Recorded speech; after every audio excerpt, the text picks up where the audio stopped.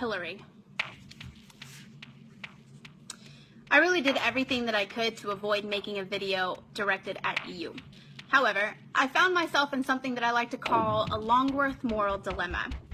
Do I remain silent and passionately despise you to myself, or do I lay my cards out on the table and try diligently to articulate my disgust in a form that won't land me in federal prison, and hopefully opening the eyes of some of your die-hard feminist Nazi fans along the way?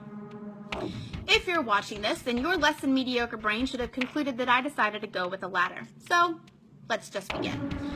For some reason, your extremely underdeveloped frontal lobe has foolishly led you to believe that it would be a brilliant idea to run in the 2016 presidential campaign. As a result, true-blooded American patriots such as myself, the ones who are actually still loyal to this country, have had to endure that painful scratching noise that you like to call intelligence spew from your mouth like typical Clinton diarrhea.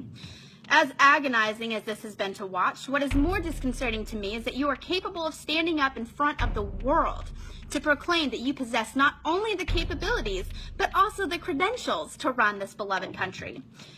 And thinking that you would do anything but drive the rest of what we have left to our name straight into the seventh circle of hell. I must say, your ability to keep a straight face throughout this entire process is almost impressive. Unfortunately, for you, there are still many of us who see through your carefully sculpted mask and straight into the eyes of one of the biggest traitors this country has ever taken under her wing. For those of you who are ignorant enough to follow blindly behind the Clinton circus of bona fide bitch bags, let me just break this down stupid style so that you can keep up. Gestapo, Silly Billy's dirty secret scandal, stealing from the White House, Filegate, Hillary's deputy chief of staff, Huma Abedin, Vince Foster, Emailgate, Whitewater, when Hillary said she landed under sniper fire in Bosnia. The Clinton body count, Benghazi, Chinagate, Travelgate, Watergate, drug dealer donor scandal, Ponzi scheme and political favor scandal, and you, Hillary, the biggest scandal of them all. And you think that you have the credentials with this background to run my country?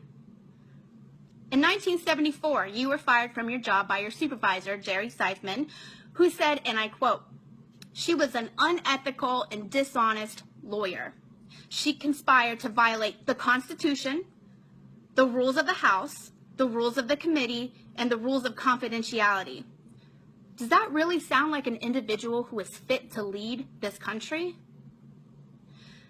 I cannot determine what is more alarming to me. A group of Islamic extremists who brutally execute thousands of men, women, and children in front of the world, or a presidential candidate that has a record of illegal activity, which she should have been incarcerated for, with her own hidden agenda to destroy what's left of these United States and the connections and friendships to do so. You have, on a number of occasions, proven to the wolves that roam this land that you are by very definition a traitor to not only the United States of America, but a traitor to your own integrity. You stand on the forefront of the greatest election since our independence and stumble over our Constitution while catching your balance on our liberties. Countless times you have proven yourself a disgrace to those who do not sit idly by and listen to your proverbial and narcissistic diatribe that you preach to the weak-minded. You have literally turned your back on the men and women who have bled for the power that you abuse. Men and women who have selflessly died in war to protect the freedoms of our countrymen. Men and women who have left their families and set aside their differences and laid down their lives so that you can steal their liberties, laugh at their sacrifices, and mock their honor. And now you assume that you possess the bravery to lead my brothers and sisters into war? To command them with integrity on a battlefield seated with honor. You have spit in the face of the very foundation that you still have the privilege of standing on.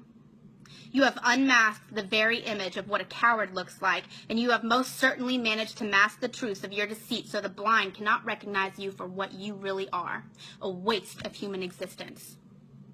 You are not fit to lead this country anywhere except straight back down the shitter that you crawled out of.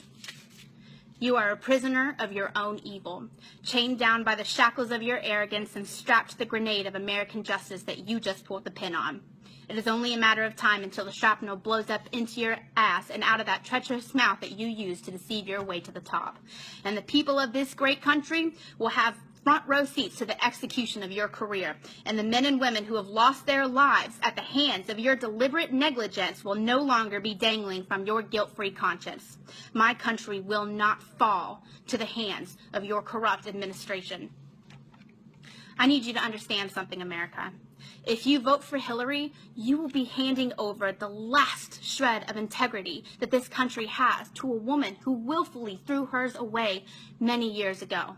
She is not the answer to America's problems. She is America's problem. Ladies, if you're voting for Clinton based solely on the fact that her vagina fits your incessant need for vagina power, do us all a favor. Go sit on your thumb, wiggle it around a little, and let me know if you find your brain up there. Until then, stay as far away from the polls as possible before you hurt yourselves. I'll end this with a quote from my father. Hillary, you are a prevaricating, disingenuous, disrespectful, and egocentric bag of runny fecal matter. The only job you are fit for is a poster child for Soylent Green. If only your mother would have swallowed. End quote. Go fuck yourself.